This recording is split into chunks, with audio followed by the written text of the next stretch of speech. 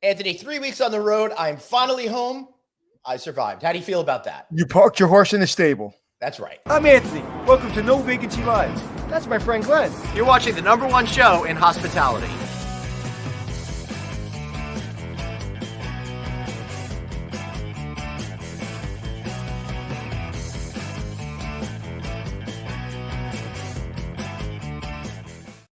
Hey, everybody. Glenn Hausman here with the one and the only, the incredible Anthony Melchiori right over there. Anthony, I liked it much better when we were in the same place last week in Las Vegas. Well, we're going to be in the same place tomorrow, aren't we? Yeah. Tomorrow? Or is that Wednesday? I thought it was tomorrow. I think the show's on Wednesday we're doing from Resorts World. But No, I thought it was tomorrow, and then we're going to extend it to Wednesday. No, we're recording the show. We're doing the show on Wednesday. Oh, we are? Yes. Oh, so I will be there then. Never mind. I thought it was Tuesday. No. Tomorrow we are going to be interviewing. Sorry, I'm trying to figure this out by looking at the schedule, and I'm nowhere near the right date, and I'm running out of ways to. Tomorrow we're speaking to Sean Heyer of Trinity Investments about investing in the hospitality industry. And then on Wednesday we got Resorts World, New York City, talking about the brand. Yeah, when David sent me the text this morning, I thought he said we're doing it tomorrow, and then he wanted me to stay till Wednesday. But I had planned something on Wednesday, but now I'll make sure I replan that, and I'm there Wednesday. Got it. Woo, that was exhausting. All right, everybody. Thank you so much for joining us today on No Vacancy Live. Anthony, I got to tell you, last week was super exciting being in Vegas. I love doing that show on the World Series of Poker. But more than that, even though how great that was, I really love being a part of the final coda for David Kong, the CEO of Best Western Hotels and Resorts, as he took the stage to say his farewell address. He's retiring. Everything is legit, and he's going to go spend some more time with his grandchildren, I think, starting by the end of the year. But what a great leader he is, and how incredible was it how he transformed Best Western from a company with one brand that people didn't really understand to something like 18 brands now. Yeah, him and his team did an absolutely amazing job, and he should be proud of his legacy. It's a great one. Yeah, really, really great. And what I loved about him as a leader is he's just kind and gentle and makes you feel good about yourself. And again, an extra special thank you to Mr. Kong out there for giving me opportunities when I was younger and coming up, and having a belief in me that I could do it and represent them well. So thank you on that. Well, I don't know why he would lie and tell you can do it, but okay, whatever. I know it's Anthony, but I'm happy to have it. So when you were outside of your Canada fiasco and the borders, when you've been on the road, did it feel like you were still in the pandemic, or did you feel pretty loose and everybody was kind of back to normal? Well, it kind of depends on what city you're talking about, Anthony, because right now we're in two separate universes, it feels like, right? So I was in Alberta, Canada, and in Alberta, everything is show your vaccination card in the entire province. Then I went straight from there to Phoenix. They don't know the word COVID. There was no protocols in place whatsoever. Kudos to Harry Javer, the conference organizer, for trying to encourage people to wear masks, but that essentially did not happen. Something like 10% of people wore masks over there. And then I got back to New York to go see Hamilton, and it was back to vaccine cards. And then I went to Vegas with you. And as you know, they have the indoor mask mandate, but depending on the time of day, the more liberal people felt about following those rules. But was it the time of day or the amount of alcohol? Correct. Both. I think. So with that said, and I agree, everything that you just said makes perfect sense, and I've experienced a lot of that. Yep. But don't you feel that there's a little bit less anxiety? I didn't feel anxious at all. Right. I mean, just in general, the general public seems, even if you're wearing masks and stuff, people seem a little bit less anxious. It almost feels like the mask is just part of our uniform now. It is. I do think now, because we've been at this for a year and a half, we understand the deal. We understand the rules. That sense of unknown has kind of gone. So now it's just up to us to see it through to the end. And I was encouraged by what Dr. Fauci said, that it looked like if things keep going in this direction, we could feel back to normal by the holiday season, or how we were feeling in June. Listen, the numbers in New York are down. The numbers in Florida are down. And in the country, we're less than 100,000 cases for the first time in a very, very long time. So hopefully we're going in the right direction. A lot more people are getting vaccinated. I know a lot of people left their jobs because they didn't want to get vaccinated, and that's horrific. Yep. That people feel that, not that they feel that way, but that they lost their job and they decided, to not get vaccinated. But they felt so strongly that they left their job, whether it be teachers, whether it be healthcare workers. So this pandemic's taken a lot. Yeah, it really has. And one of the things I think that the pandemic has done, Anthony, is just kind of rejiggered the way that we want to think about a hotel stay, no matter what segment of the market you're in. And when I was at the lodging conference, we talked a lot about that, more about the select service side of the business, reinventing breakfast, reinventing housekeeping. So I thought it'd be really great today for us to explore a little bit about the changes that might be happening at the luxury level and how people are thinking about how they want to experience a luxury. You know what you should do, Glenn? Don't take it from me, but you should have the general manager of the Ritz Carlton San Francisco on today. I think that is a genius idea. Let me see if I can conjure him up. We got Stephen Power, general manager of the Ritz Carlton San Francisco. Stephen, thank you so much for joining us today on No Vacancy Live. We appreciate you. Good afternoon. Good morning. How are you both? We're doing great. We were in Vegas last week, Stephen. We had a great time. But the one thing that I haven't done is I haven't been to San Francisco in way too long. I know that you guys have been focused on being a little bit more conservative when it comes to protocols. How are you feeling today on October 11th, 2021? Better. It's tentative. We opened April 15th of this year, so we were closed for about a year. Woo! Opened up and slowly but surely built back some occupancy, and then the dreaded variant came in, sort of hit us mid-August. Right. We were worried a little bit about what was going to happen after when kids went back to school. So September, October were always a little bit worrisome for us. But the variant certainly, and the restrictions on top of that, certainly put a damper on what went up to better than expected Q3, Q4. So we're sort of in limbo. Every week's a different week. If you had asked me 2 weeks ago, I would have been saying, "Woo, we're past this." And then, the last 2 weeks, the pickup's been kind of slow. So we're just sitting on our hands, hoping that things get better every week. Right, and that's kind of what you have to do, right? Because it is just a wait and see kind of a thing. But the question is, Stephen, how do you prepare when you're in this world of you don't know what you don't know? It's certainly not as you get good at it. I mean, you get good at the uncertainty of it all. I think I'm laser focused, probably more focused than I've ever been in the day for the day, looking at sort of labor models. The challenge, the good and the bad for running a hotel such as the Ritz Carlton San Francisco is that we still get rate, so our guests come and are willing to pay, but they don't want an experience that they would get at a select service hotel. So they want the full 24-hour in-room dining. They want the full restaurant. We in Ritz Carlton have the Club Lounge, which is sort of this private 3-meal-a-day boutique hotel inside of a hotel. Yep. That has been open since June. So guests are willing to pay for it, but they're not willing to do it if we're not running a full service luxury hotel. Yeah, if I came there and paid those prices, I want everything. That's why I'm paying the price. I completely understand. How's it been to find labor and staff at the level that you guys require? Well, I talked to other GMs, and this is a huge challenge.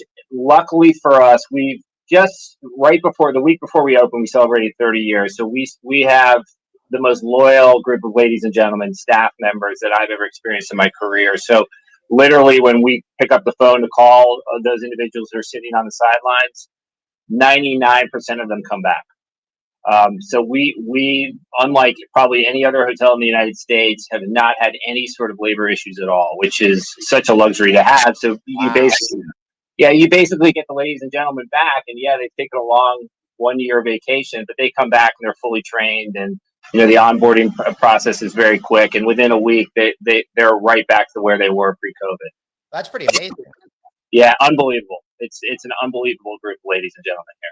Wow. So how do you make that happen, that they're so awesome? They didn't forget anything? Did you manage to just have it so ingrained in their essence beforehand? Yeah, the beauty of this hotel is one of the iconic hotels in our brand. It was one of the first Ritz Carltons, and When we opened, we had some of the founding fathers of Ritz Carlton here, and so basically most of the employees that when we opened the doors 30 years ago are still here. So it literally just dust off the cobwebs, and they're going to go back 30 years when they were trained the right way. It's a very, very special place. Right. So, Stephen, we're having some sound issues with you again. It sounds very sketchy and stuff. If you could just check your microphone settings and stuff like that, that'd be awesome. I'll just put you on mute for 1 second while you go ahead and do that. And I'm going to, Anthony, let me ask you a question real quick. We'll bring you right back in, Stephen. I have a question to ask you. How do you see luxury changing moving forward? Because realistically, if people are paying that kind of rate, then they should have the expectation of doing certain things. I don't see it changing. I don't see it changing. If anything, I just see the service level having to get higher and stronger because people are just more emotional. People are more, when they're away, there's a lot going on. They've been through a lot. So when you're in a luxury property, you let your guard down more. I know I do. When I'm in a luxury property, I don't think about anything. I'm really significantly more comfortable mentally and emotionally. I know everything's going to be taken care of. So if I want a hamburger at 3:00 in the morning, I'm going to call. I want the phone answered and I want my hamburger. Right. Because if not, then I'll just go to a different hotel, pay $400 less a night and deal with that. So, and all the hotels I've been in the last month or so, I got to tell you something. No one's answering their phone, man. I made a reservation the other day for my daughter who's going somewhere. And I was on the phone with a pretty decent level hotel.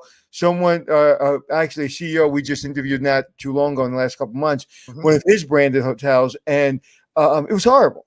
I mean, it's been horrible. So when I'm at a first-class hotel, like when I was at the Nomad in Vegas, they answer the phone and the room service comes when it says it's going to come. So there's a completely different level.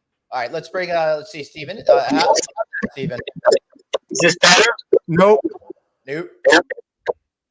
Is this Steven, maybe you want to move and try a different location. It just does not seem to be working. Actually, one thing you can do, Stephen, is just refresh everything and then just come back to the studio and we'll let you back in. Sometimes that fixes all the problems. You just close the window and come back in. All right? Yeah, try to get closer to the camera if you can. Yeah, all right. So I've got something to share with you while he's doing that. A little bit different. But listen, when I was in Vegas, my wife is like, I've got to take the kids to go see another university because, as you guys know out there, I have twins. They're 17 years old, and we're looking at colleges right now, and we're under a short period of time to go check out as many as we can so they know where they want to apply to, Anthony. So I got them a room at a hotel on Friday night up in the Troy, New York area. That's outside Albany, Saratoga, that whole area. The entire region sold out on Saturday night because they wanted to extend. They wound up having to come home because I couldn't get a room. This weekend, they are looking to go to a university up in the Boston area. Same thing is happening. Almost everything is sold out, or you're getting typical upper mid-scale hotels for $300-400 a night. Because all the families are looking for colleges and leisure travel is still good. And I tried to get a hotel room in New Rochelle and it was $500 a night. Yeah. So that's absolutely insane. Good for the hoteliers. Pretty crazy what we're having to go through as customers, though. It's like such a piece of the haves or have-nots. But what I am seeing more and more, and we talked about last week, but I'm seeing more and more, that value stress that we're talking about is it's beyond stress. It's broke. It's not stress anymore. It broke. There's no value. There's no value. And a lot of these hotels, they're just not. I don't care, branded, non-branded. It's horrible. And I understand the labor issue. I understand that the people that we are coming to work, we should thank, we should kiss their feet when they come to work. I get that. It's just really, really difficult because the people that are coming to work are so tired. They're not trained well, or they don't care anymore. And you're just getting robots. And I hate to say it, man, it's my industry. So it's our industry. And I hate to say it, but it's few and far between. I will say, Vegas, I've experienced pretty good service everywhere I went. But it's across the board. And I think it just comes down to people are really, really tired. Right. Michael Weinberg says guests are no doubt looking for service that equals the price they are paying. And I got a question for you, Michael. Aren't you supposed to be working? Did you get a job last week? Aren't you there right now already cheating? Isn't Michael producing our show? Steven. Hello, gentlemen. I'm so sorry. It's all right. It still sounds a little choppy. Do you have a headset by any chance? I can get one. Put me on mute.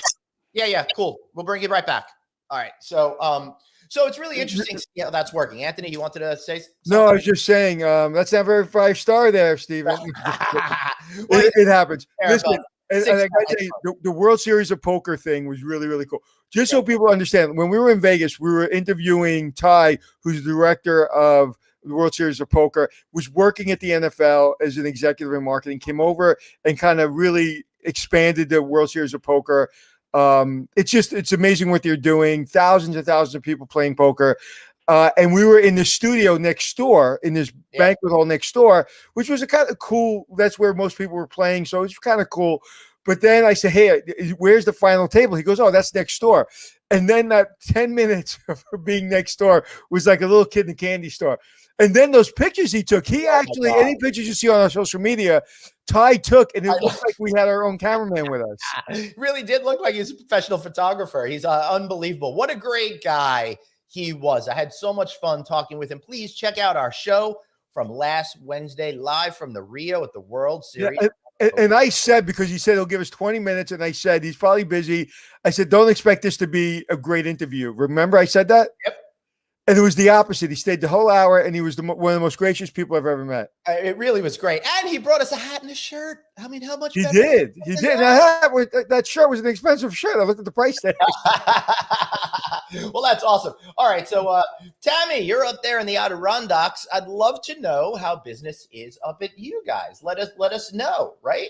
That'd be really helpful. She said, Plattsburgh, Lake Passage, Saranac, Lake, blah, blah, blah. I had nothing less than 40 calls all night long looking for rooms. I had 2 couples to a room in several of my rooms. Wow. That is awesome. Listen, there's a lot of flexibility now in work. People are, finding that they enjoy the flexibility. A lot of people are still working from home. I think that's going to be long-term. And like we've been saying to Noisium, I mean, things have changed, and hotels are busy, but like San Francisco, I'm really glad. I can't wait till Steven comes back on, because San Francisco, New York City, those hotels have really, really been hurt. New York is doing a little bit better. I know one of our friends' hotels is running in the 60% during the week, which is really good, considering that he was running 20% just a couple of weeks ago. Woo! That is pretty good. And I think long-term industry average for occupancy, the entire industry, is still like 69, 70%. No, I don't think it's that high, brother. You don't think it's that high? You think it's no. In 2019, it wasn't that high for the whole country. So, thank you. But that stat, let us know, please. The 5-star hotels in New York City, because the Four Seasons still closed, right, and other luxury properties are still closed. They're doing better, especially in rate. Than you would expect, because listen, that luxury guest, a guest that stays at the Four Seasons, isn't going to the Hilton. They're going to go find the Langham or the Mark or the Pierre. They're not going to go to the Holiday Inn Express. Right. Yep. So Richard, we'll get to the question that you asked as soon as Stephen Power returns. Well, what's the question? I'll just make it up in light. Go ahead. What are the key elements to be expected in luxury 5-star? Attention. That's number one. The second one is attention. The third one's attention, and the fourth one's attention. And the fifth one's attention. All right. People expect in luxury for you to not only exceed their expectations, right, but to think for them, to anticipate their needs, constantly. And it's a certain employee, not only manager, but it's a certain employee that understands that. It's a certain employee that, hands a pen to a guest before they ask for it. It's a certain employee that asks them for a bottle of water before they ask for it, or anticipates, would you need room service tonight? These are our specials. There's so many things you can do to have anticipatory service that doesn't seem like rocket science, but really, even that 5-star guest really appreciates. Yeah, that makes a whole lot of sense to me. All right, so it looks like Steven is coming back. We could ask him this question. Hey, how you doing, man? We think. Is this better? Oh, my God, yes. Okay. Let's hope this stays this way. I'm so sorry, gentlemen. Such an No, don't worry about it, my friend. Not a big deal. These things happen, particularly when you're in a live environment. But fortunately, Anthony and I have gotten used to being able to pivot, so no problem. Now, we got a question for you that Anthony was just answering. Our friend of the show, Richard Majewski, says, what are the key elements to be expected in luxury 5-star? And maybe you could answer that by saying today and how that differs from what it might have been in February of 2020. Well, it's interesting. I think our mix of business has changed too, right? So if we look at this hotel specifically, it's leisure guests who are staying here predominantly. So leisure out-of-pocket guests. So that as Anthony, I think, indicated, that $500 ADR that we're charging and that most luxury hotels are charging, that's coming out of their own pockets. So those expectations, you no longer get the business traveler who's coming in and out, going to be leaving, very, very little interaction with the staff. They want everything. So leisure, with a leisure focus, the guest expectations haven't changed. I actually, in reorientation, I asked the ladies and gentlemen who are coming back to the building whether they think the guest expectations will be higher or lower than they were pre-COVID? And the answer is always higher. We've found that when we opened in mid-April, we opened with breakfast only, no in-room dining, some very limited service. And our luxury guests told us right away, this is not what they wanted. So I would say that expectations have actually have risen. Also, you also have that sort of nostalgia factor, right? People haven't traveled in 18 months. They come to San Francisco. They remember the Ritz Carlton from 20 years ago, Right? And that automatically in your mind brings higher than the usual expectations. That's interesting. So, Anthony, that's a really good point. I know I was on mute. Sorry. Because when you think of luxury and you think of inventing or creating that level of service for 5 stars, Ritz Carlton's right there, right? It's right in the forefront. Horst Schulze and the team and everyone else, ladies and gentlemen, serving ladies and gentlemen. We get it. We understand it. The luxury segment certainly gets it. But that person 30 years ago, 20 years ago, when they walk in, I'll give you an example. When I walk into a first-class hotel 20 years ago, I wanted that real high level in my face, yes, sir, no, sir, luggage, let me get you ice. Let me show you the TV. Let me show you this. Let me show you that. I wanted that. Now that's the last thing I want. I want you to be really gracious. I want you to hand me my key. I want you to maybe walk me in the elevator, and I want you to leave me alone. Where is the guest, whether it be luxury? Let's just talk about the luxury guest. Is the luxury guest still want that service from 20 years ago? Show me the TV, show me the drapes, or are they more like give me great service, be there when I call, but don't get all in my face? I think you have two extremes, right? You have a guest like you who would come in and would expect whoever you're interacting to emotionally engage with you and figure out what you wanted, right? So I think the difference is 20 years ago, you could give the same 5-star service to almost every guest. Right. Now you have somebody come in like yourself who probably wants to be left alone, who wants the gracious service, who wants the phone answered, who wants the extra bottle of water, who doesn't really want to be bothered. And then you have perhaps somebody who's nostalgic and has stayed in the hotel for the last 20 years and wants all the classic 5-star touches, the overindulgence almost. So it really, I think luxury's changed in that regard is we have, 5 to 10 minutes to really figure out what you want and then anticipate based on what we think you want. Right. You know what I like? I like things like, I still like that luxury service, but I like if I order room service, like a little note from the room service attendant or the chef saying, I hope you enjoy your meal. Or like the little service touches to let me know you're thinking about me and that you care about my stay. I don't so much need the presence of human beings all around me. I just need that maybe phone call or maybe that little note or maybe that little chocolate or something. But I certainly, I don't like that. I when I stay in Vegas, I can have 2 levels of service, right? That service that's really feels luxurious, but kind of not in your face. And that service that's kind of in your face, I choose the first one. It just makes me feel better, but I still want that level of like paying attention to me. Yeah, I think the classic example is you always have to get all the basics right. But if you can anticipate somebody's sort of moves before they make the movement, Right. that's when you really get luxury right. And I think that's how luxury's changed in the last. I mean, even pre-COVID, right? You have a younger generation who probably doesn't want all the pomp and circumstance, but they want the running map in their room if you know they're a runner, right? Right. So Glenn, can I kind of tilt a little bit and go off script a little bit here? Thank you for asking permission before doing what you were going to do anyway. Okay. Because in talking to Steven and being in the wars of the hotel business at that level, being general manager, it's not without scars. So when you first came into the business as and I would say your first general manager job, how old were you or how many years ago your first general manager job? It was recent, 4 years ago. Okay, so your first management job, how long ago was that? It was 20 years ago. Okay, so what does it feel like 20 years ago to deal with ownership and employees and guests to now? Is it easier or harder? I'll answer the question. It's much harder, but okay, you answer the question.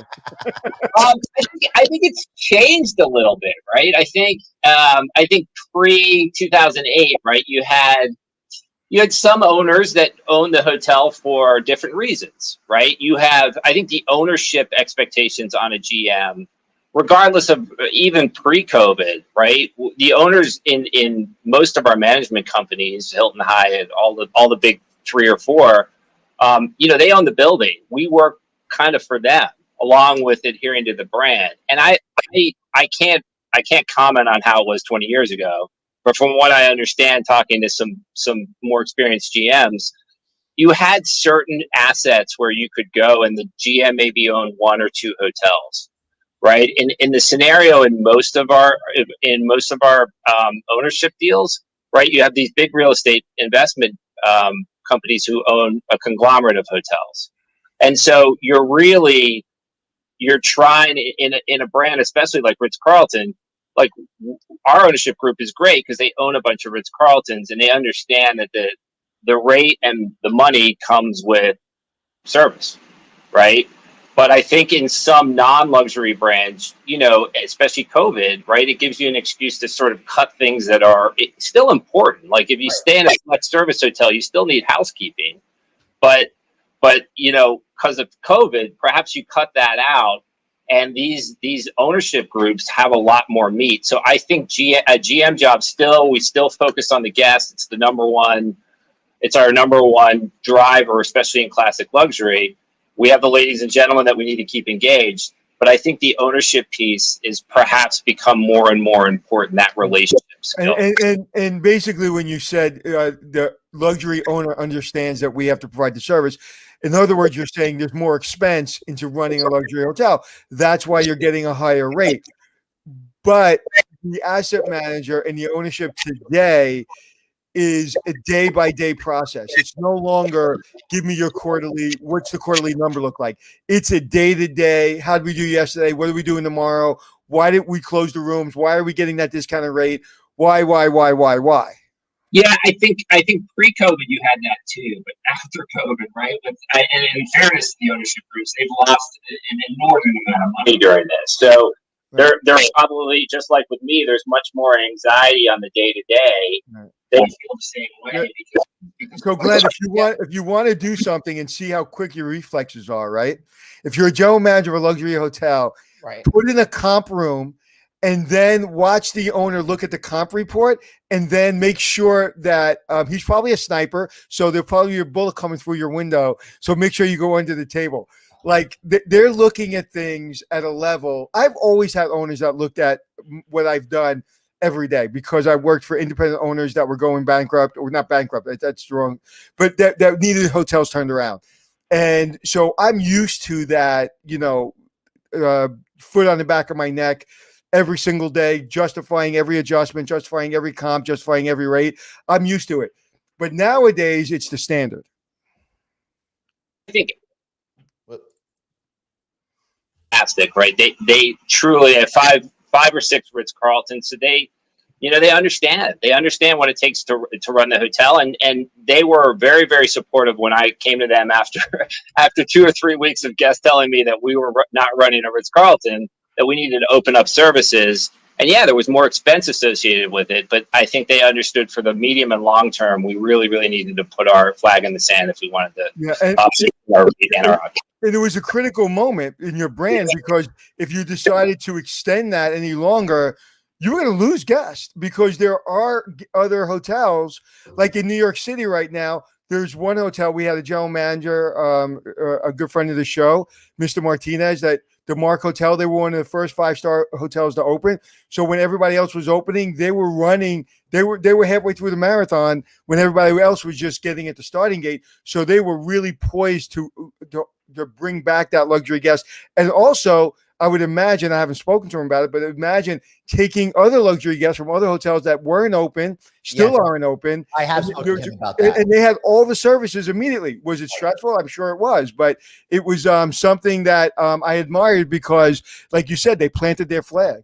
Right. For them, it was good opportunity, Anthony, because they were able to expose new guests that they may not otherwise have had to their hotel. Stephen, please continue. Sorry.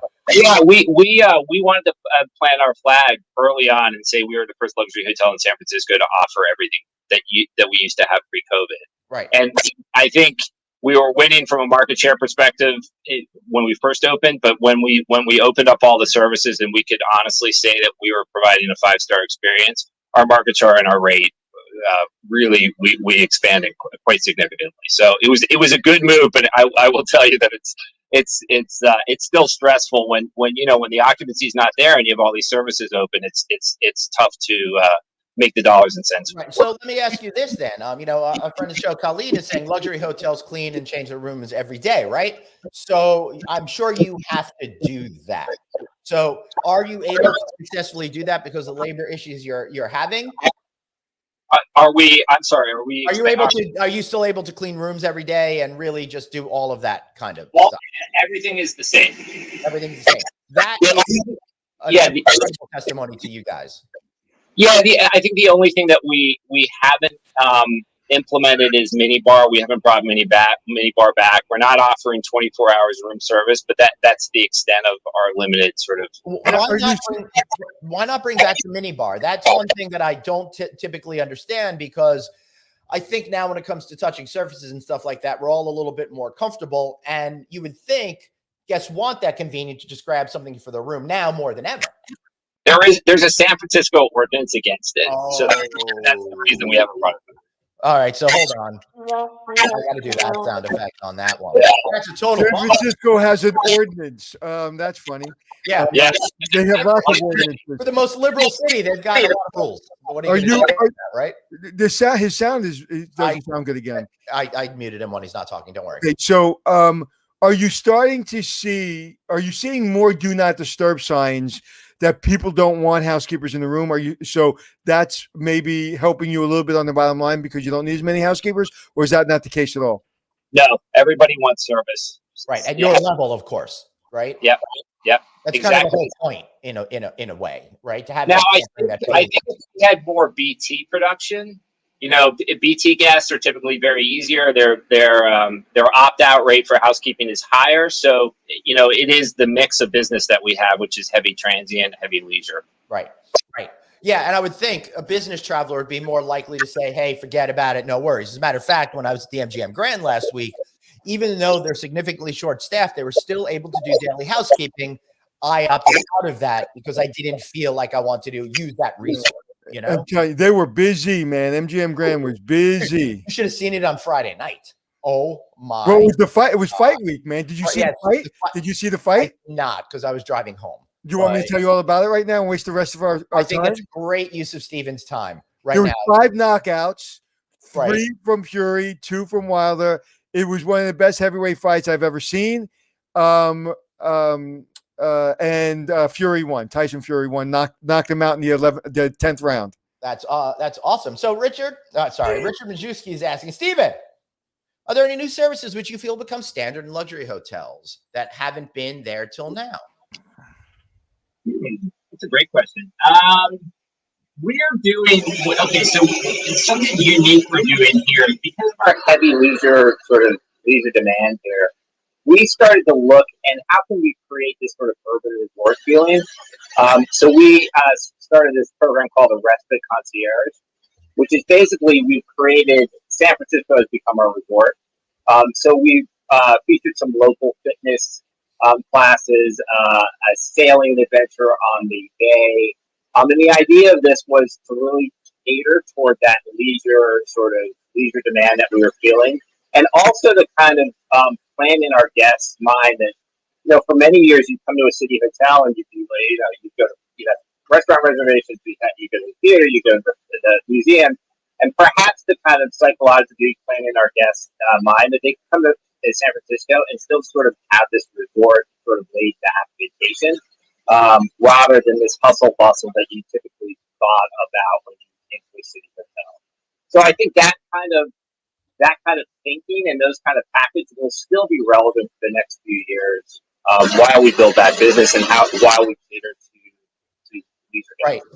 All right. So let me ask you this question then. So how do you go about then rethinking and reimagining luxury as we start to wrap up? Are there new opportunities to create better differentiation by digging a little deeper, getting a little bit more intimate with knowing the guests and their quirks and all of that kind of stuff? I'm thinking if you could have better intelligence ahead of time, you could really craft more of a highly specialized experience and not have to worry about some of the other things because you're really homing in on what that individual likes.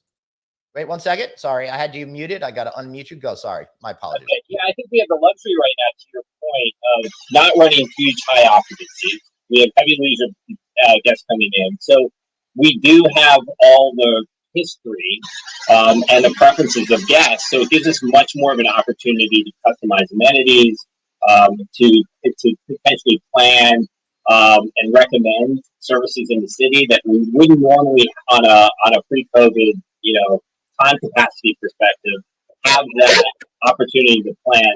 Fitness has become a huge deal for our guests. So we do we have this beautiful private park. It used to house a big banquet tent during our busy seasons.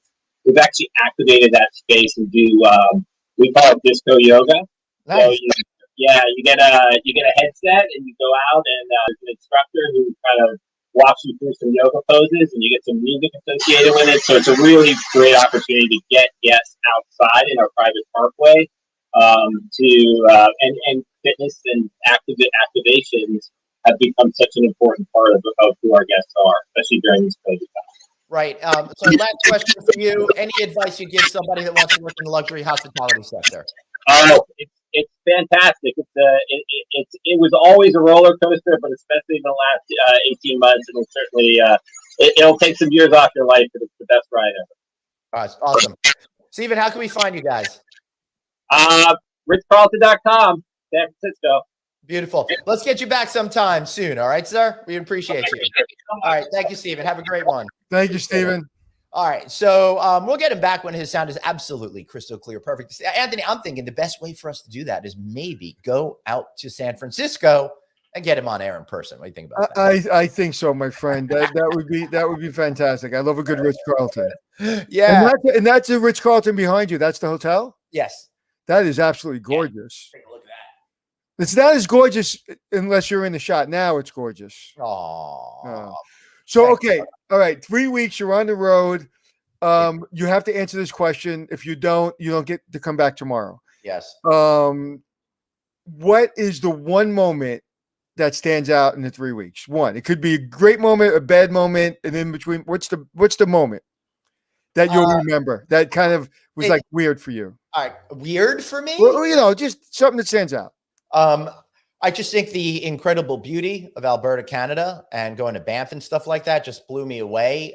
It was exactly what my soul needed to be in that open country. But the thing that really got me excited was going to the lodging conference and seeing how enthusiastic people were, how incredible it was that, everyone was together again and it felt normal. That to me is what I'm going to come away with. It didn't feel pretend normal. Like when we were trying to get things going at the Hunter Conference back in May, it felt normal. Yeah, and for you to feel normal is not normal. Well, that's my sense of normal is when I'm Yeah. not normal. Yeah, well, I'm looking forward to our show on Wednesday at the Resorts World. Yes. At Now the on new- Wednesday, I believe we have to record the show a couple of hours before we go live, so that we may not be able to do comments on Wednesday, everybody. So just understand that. Yeah. I lost all the text messages. I was reading it. I don't know what's going on. Just tell me when to show up. Yeah, I don't know what's going on ever. But what are you going to do? No, none of us know. Listen, all I know is, do they have table poker? No. All right. Yeah. Well, if they did, it's probably a good thing they don't, Anthony, because it's so close to your house, I think. You know? Yeah, well, when I retire, hopefully I'll have it. So anyway, it was great being with you last week in Vegas. Yes. I really, really, really enjoyed it. I was there on a Saturday night, which is not typical for me. Usually I'm in for a day or two, but I was there Friday, Saturday, Sunday, Monday. I was there 4 days. I was there longer than I've been in Vegas for a very, very long time. Yeah. And it, listen, man, the city was crazy. When it's fight week, they're not kidding. Fight week is crazy. Thank God I wasn't there on that Friday. You were there on that Friday, but and they're basically hosting. MGM's hosting the fight, meeting most of the fighters and their teams and stuff. Because the event was at the T-Mobile Arena, Grand Garden Arena. Oh no, it was the T-Mobile Arena. Oh, you're right. I'm sorry. You're absolutely right about that. My apologies. But yes, the fighters were in one of the special hotel brands that they have over there. I won't share. No, don't share. But yeah, it was. They had a ring in the middle of the lobby. Yes, they did. And the belt was there for a couple of hours one day. Oh, was it really? Well, you know what? The heavyweight belt really doesn't mean anything anymore. There's 37,000 of them. Oh. I think I'm the heavyweight champion as well. Hey. You know, I was just talking to somebody the other day about. Do you know Vladimir Klitschko? You know his name? I do know Klitschko. Yes, I do. You know he was the heavyweight champion for like 10 years. No, that nobody knows that. Right. Okay. You know what really bothers me about boxing, Anthony, is they say 3-time world champion. That tells me that he kept losing the title. Hey, whoa. You know what's harder? You know what's harder than winning the title? Losing it and regaining it. Mm-hmm. Okay, like look at Ali. Ali lost it 3 times. Look at Tyson. Look at Foreman. Look at Frazier. Look at all of these fighters. You know, losing it is almost like makes you bigger. It makes you a bigger star because of the rematch. Right. You know, like Tyson more money. Oh yeah, Tyson Fury when he got knocked out in the first. He got knocked out in the first fight of the Wilder Tyson Fury fight. In the last round, he comes up and he, basically looks like he's dead. He comes up, he resurrects himself, right. and the first fight was a draw. The second the fight was over, he got $90 million from Bob Arum. And then he goes on to win the second fight, and then third fight had a great fight. So listen, that 1 minute in his life of deciding to get off the canvas, or that 1 second, and that's what life's about, right? That's why I love boxing. Yep. If you go back and you study that fight, and people that don't know boxing, study the first Tyson Wilder fight. He gets knocked out cold in the last round, in the first, I think, 30 seconds or maybe first minute or two. Gets knocked out cold, opens his eyes. They're on 7, maybe in a slow count. That's controversial, but it was on 7. He gets up, pops up like Jesus entered his soul, which he says he did, and was ready to fight. And then gave him a fight for the next 2 minutes, went to a draw, and then the second and third knocked him down and won. And that, like, those moments in life where you have one moment to make a decision. Do I resurrect? Do I keep pushing? Do I fight through the pain and almost the valley of death? Or do I give up? And that, to me, is what boxing and martial arts is all about. Right. Excellent. I freaking love it, man. Great attitude. I love that. All right. Should we wrap up today, Anthony? Yes, sir. Unless we're going to talk about boxing again. No. I'm pretty much out of everything. I will tell you that I watched The Hangover on the flight back from Vegas, though. I hadn't seen that in a number of years. Still holds up. Great movie. I've never watched it. You've never seen? No, I don't. I watch, dude. How many times I got to tell you? Oh, it's documentaries. All right. Well, this is a great documentary about a trip gone wrong in Vegas. I almost can't watch regular movies anymore.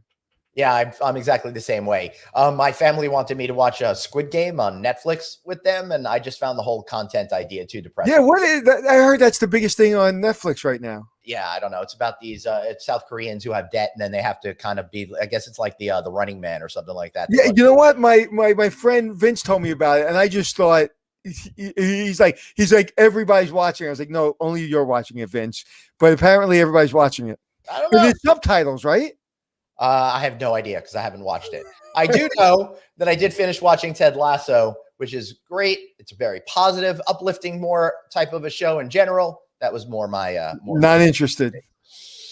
That's okay. Well, I don't think people are interested out there anyway in what we're doing. So I guess that's true. I'm interested in what you're doing. All right, my brother. All right, everybody. Thank you so much for being here. We will see you tomorrow. Now, remember, one of the most essential parts of No Vacancies, listening to our audio podcast when you're out and about. We know you guys are back at work. Well, why not check us out on our audio feed, where we happen to be in the top 1/2% of all podcasts in the entire podcast universe here on Earth. Listen to us on Apple Podcasts. Listen to us on iHeartRadio. We're on Stitcher, Amazon Prime. We're on some places that I've never even heard of, but I'm glad we are there because you are finding us on those sites. If you want to talk to us, he's at Anthony Hotels, and I'm at Traveling Glenn. All right, brother, take us out. All right, everybody, remember, you've got one life, so blaze on and be kind to yourself. And we'll see you next time. Take care. Now, if I could only hit the end.